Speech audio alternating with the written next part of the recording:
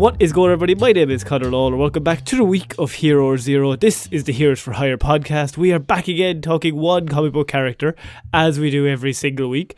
We talk their good points and their bad points, so we generally just give you a bit of a rundown of everything to do with that character. Now, I am joined as always by my best man, Mr. Sean Mead. Sean, how's it going?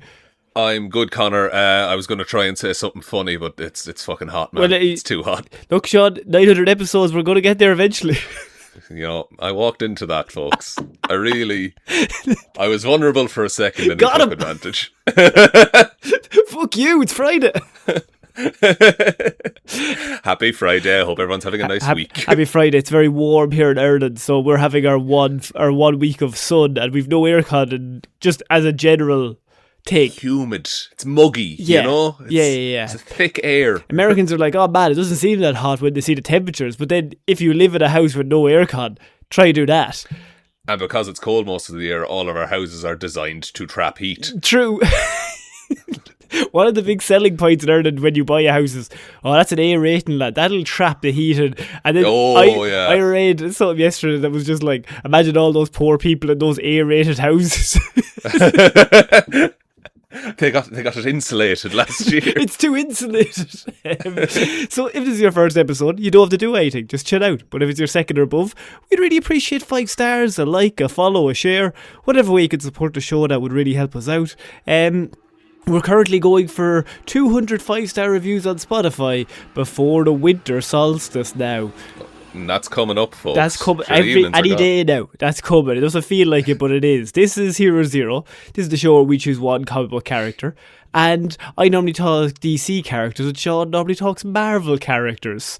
Mine are better usually, except recently I've been covering a terrible, terrible story in Marvel Comics. You have been covering the entire 1980s Secret War, so that's kind of taken you out of just comic characters one by one, which has meant it has fallen to me to cover characters. And what I've decided to do with my time is to cover the worst characters I could find.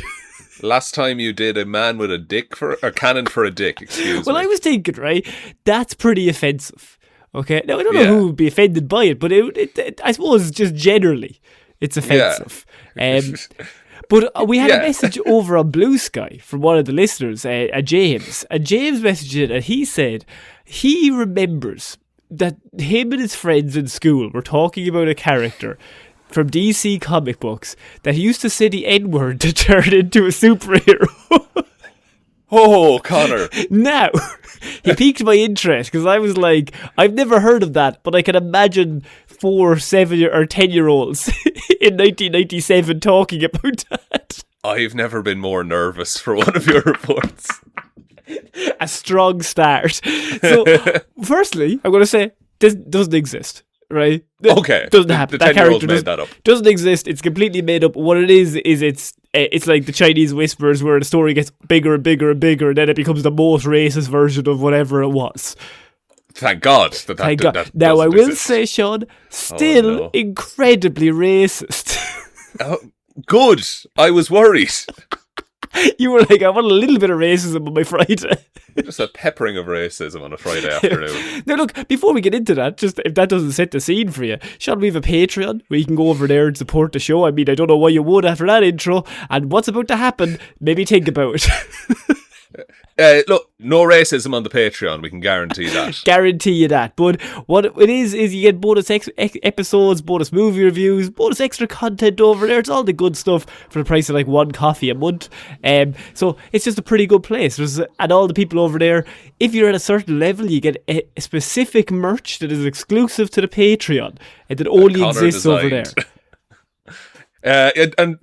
As like the years have gone on, more of those now exist in the world, which is quite cool. Yeah, because I designed that in a little, I think during lockdown. Yeah. It's still there. In a tent in your backyard. But Sean, it's time to get into the worst idea DC comic books has ever had, and thankfully doesn't technically exist. So this Hero Zero is going to be me talking about a comic book character that didn't actually even get one issue. However, really, they nearly got one issue.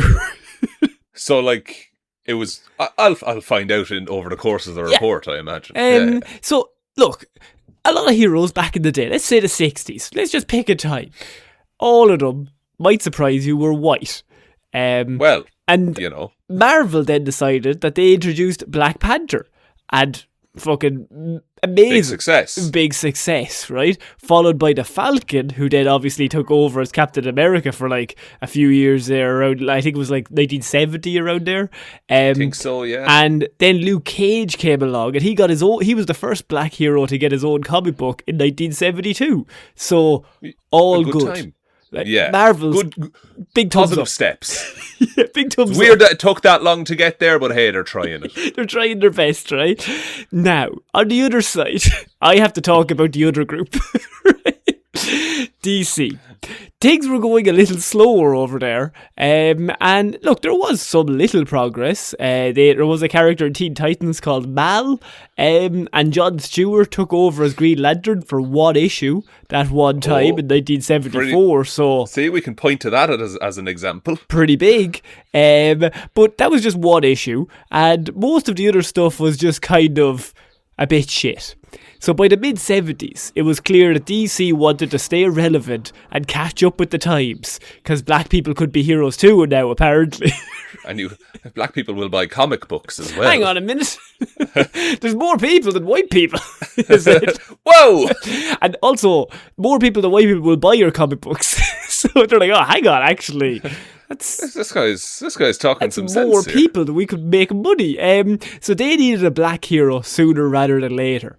So the solution that they came up with, however, was probably the worst idea in the history of comic books and the worst idea we have ever discussed here at Hero Zero, called the Black Bomber. Sean, I'm going to give, by the way, all of this is James's fault. Right? James, how dare you? The problem is, if you send something in like that, I'm going to have to research it. And then the more I got into it, the more I was like, wow, DC... oh, so bad. But there is a hero in the story, and it's not the Black Bomber, and I will get to the hero.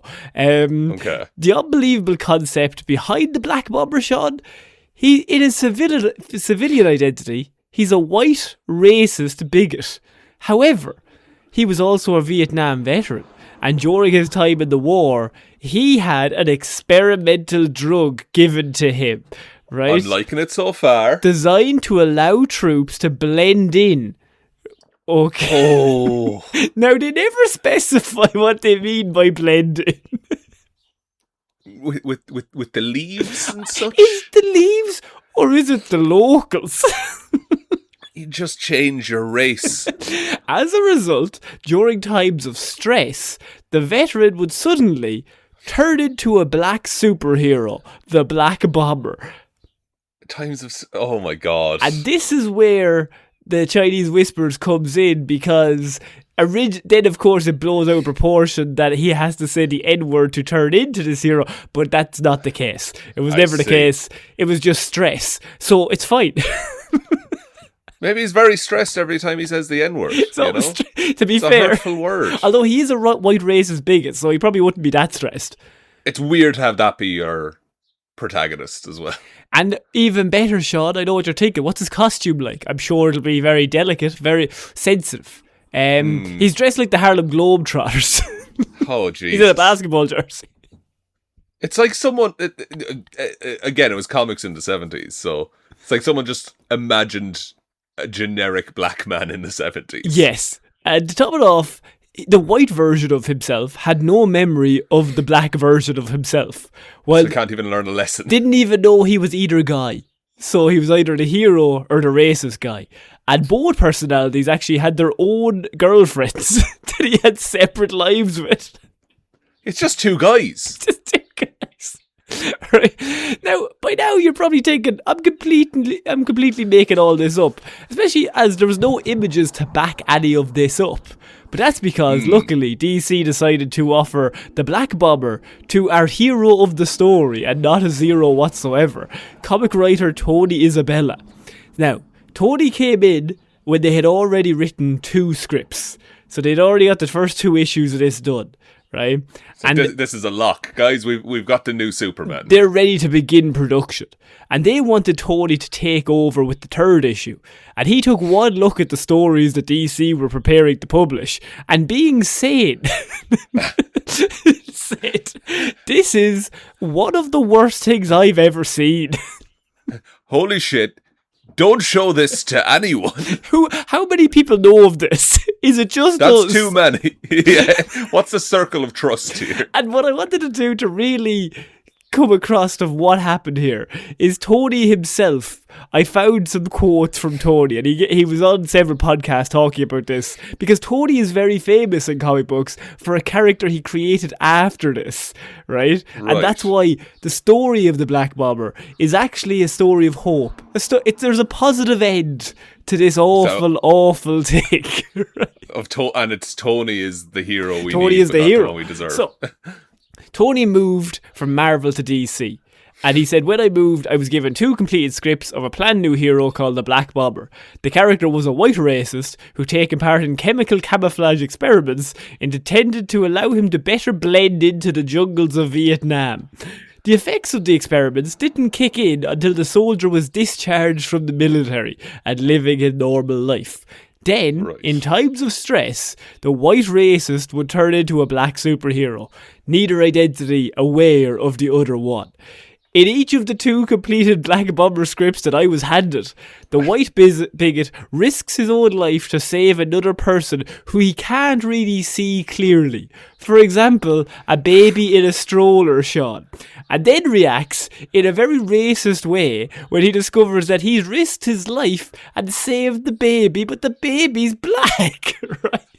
This is psychotic. They handed this to him. Proudly, and it was like, you work on that. We've nailed this, Tony. We need you to polish it up. Yeah. Dude, dot the I's, cross the T's on it there, and then we're laughing. He wasn't aware that he had 2 identities, but each identity had a girlfriend, and the ladies were aware of the change. So make of that what you will. And then just don't tell the guy. To add final insult, the comic character they gave me, his costume was little more than a glorified basketball uniform. So DC Comics wanted me to punch up the 2 existing scripts and take over the writing with the 3rd issue. I declined. I told them that these were the most offensive scripts I had ever read in my 4 years in the comic book industry. I told them they could not possibly publish these scripts to other people. This will ruin us. My DC bosses were aghast. What did I mean they couldn't publish a couple of scripts that they had paid somebody to write them for them? Have you read them? I responded that if they published these terrible scripts, their offices would be set upon by a mob wielding pitchforks and torches. They asked how I could know this, and I told them I'd be leading the mob. What a dude. What a fucking legend.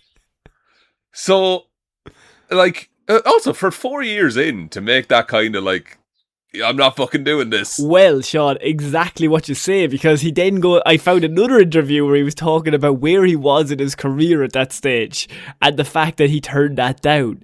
So he was like, how often do you put your principles ahead of your well-being? At the time that I was declining this gig, I was about as broke as I'd ever been in my entire life. I had no income to speak of. I would have been homeless save for the kindness of friends who let me stay with them.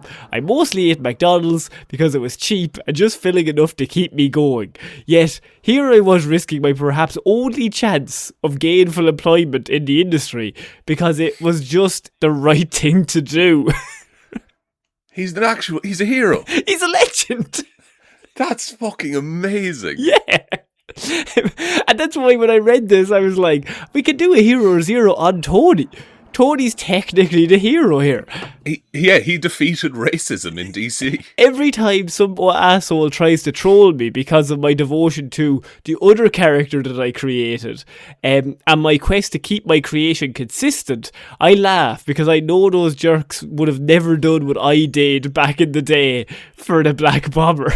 You'd have wrote Black Bomber. That should be like an insult in the comic industry. It took me somewhere between 7 and 10 days to convince DC that I was right about this. How are they not backing down? They would not. They'd paid somebody to write the first 2 issues. Sean. We've already spent the money. The reason that the Black Bomber no longer exists and there is no issues of the Black Bomber is because Tony asked him one simple question one day, and he just said, "You have all of this stuff. Do you want the new first black superhero? Do you actually want your first headline black superhero to be a white racist?" Tony, you've got us there. To which they never actually thought about it that way. And then I was given 2 or 3 weeks to create a new black superhero. And is this the one he's real proud of? After the Black Bomber was abandoned, DC gave him a short deadline. Basically, he had 2 or 3 weeks to develop a replacement character, or they were going to go to print with the Black Bomber. This story has actual stakes and tension in it. Imagine living this. The result was Black Lightning. Fuck. Tony created Black Lightning as DC's first black character, like first superhero. That's amazing. Yeah. Unlike the Black Bomber, Black Lightning was black all of the time. Good start. An educator and role model. A hero motivated by justice rather than being a massive racist. It's night and day. Like, and the fact that he came up with Jefferson Pierce's Black Lightning, I actually can't remember if we've done a Hero Zero. I think we have years ago. I think we were in your old house. But I don't think it exists anymore. Because if you don't know Jefferson Pierce Black Lightning, I think I might do a little report on him the next time I do a report. This could be like a little lead-in to that. A tease, if you will. A little tease, but to tell you the differences just off the top of my head, Jefferson Pierce Black Lightning is an Olympic-level athlete who also is a principal and an educator on the side, and then just fights crime to make the streets better.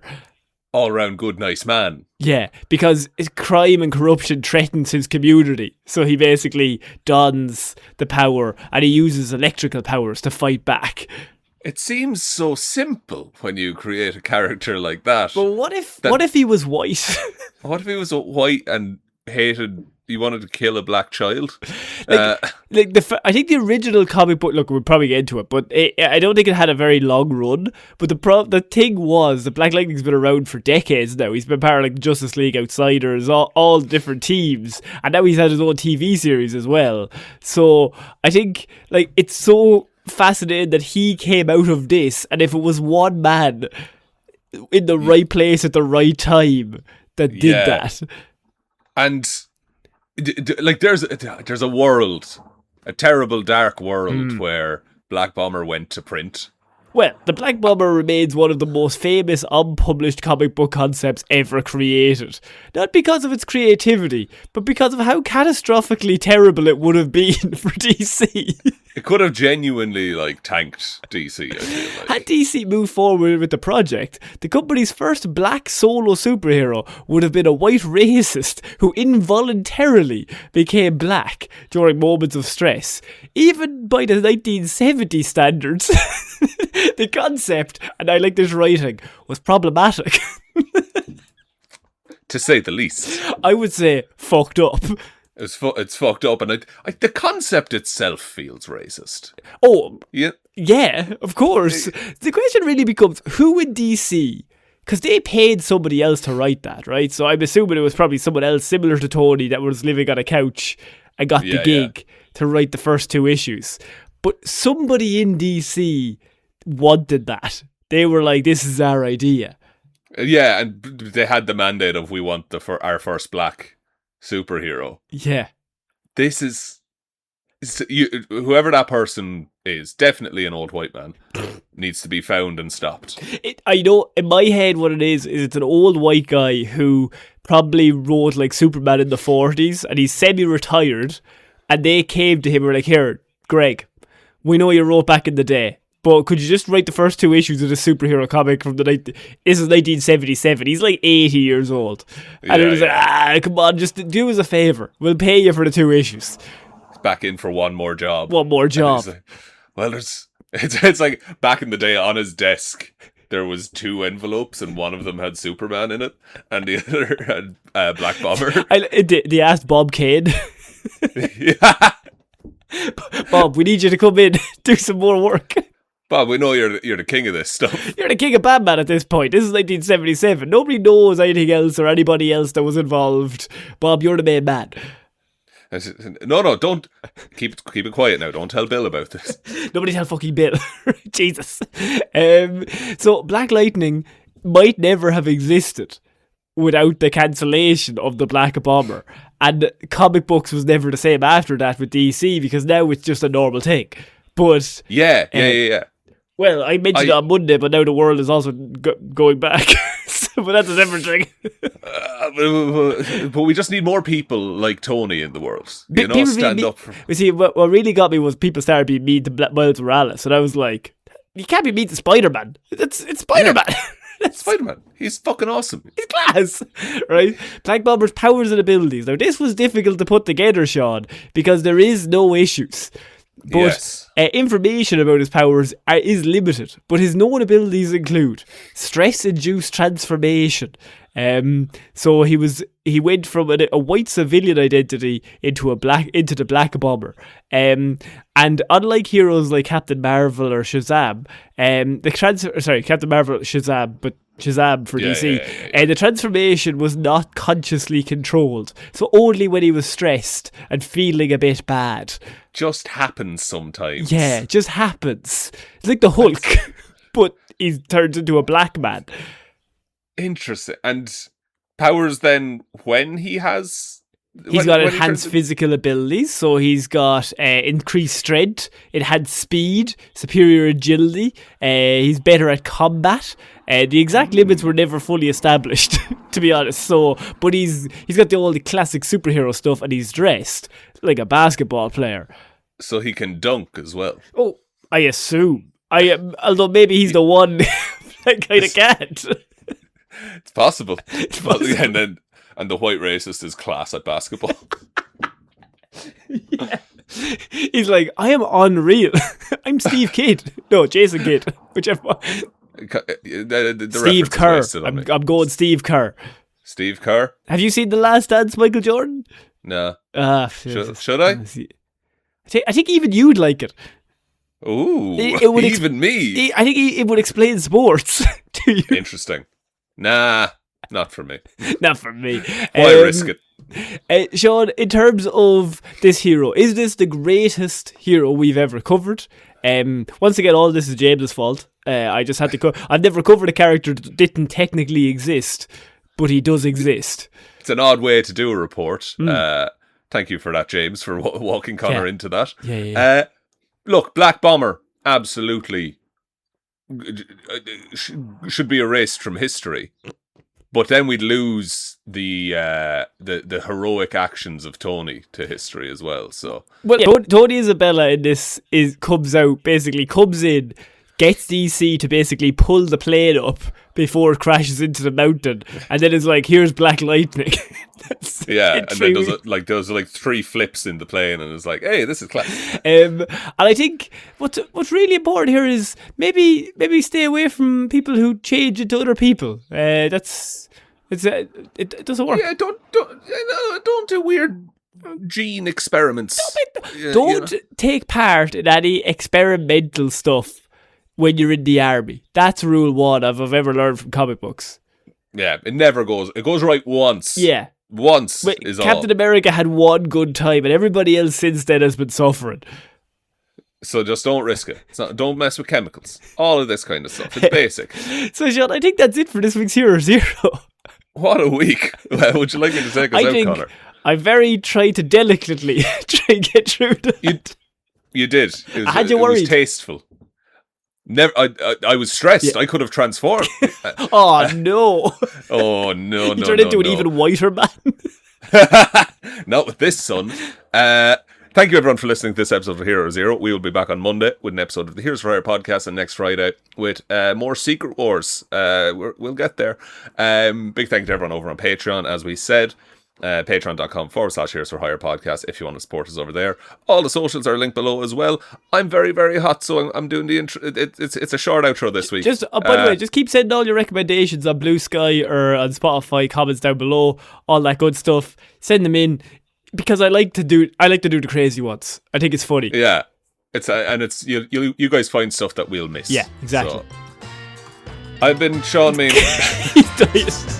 I've been Conor Lorraine. See y'all next week, guys. I'm going to turn the fan back on. Bye.